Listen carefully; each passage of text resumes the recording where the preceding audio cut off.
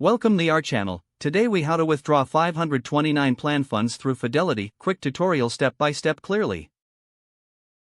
To begin, log into your Fidelity account using your username and password. Once logged in, navigate to the Accounts section on the home page. From there, select your 529 plan account from the list of available accounts. After selecting your 529 plan, look for the Withdrawals option in the menu. Click on Withdrawals to start the process of taking funds out of your 529 plan.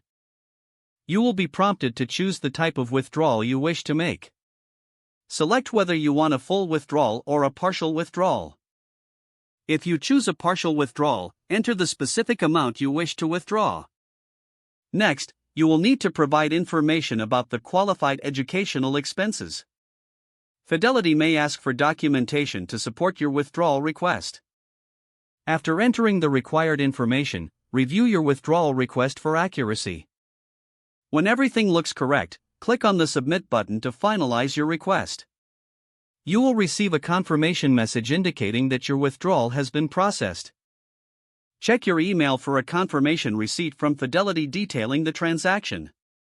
It is important to monitor your account for updates on your. Be sure to keep records of your withdrawal for tax purposes and future reference.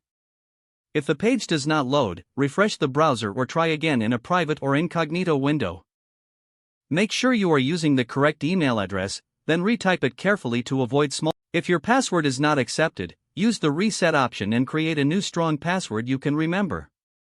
Check your spam folder for verification or security emails, then complete any requested confirmation steps.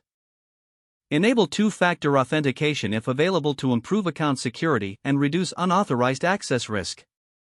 After signing in, review your profile details so your contact information and settings are accurate and current. If you see an error message, note it down and try again after restarting your device and internet connection.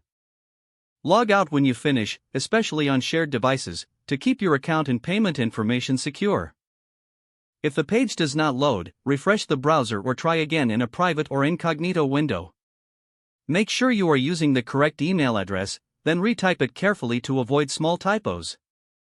If your password is not accepted, use the reset option and create a new strong password you can remember.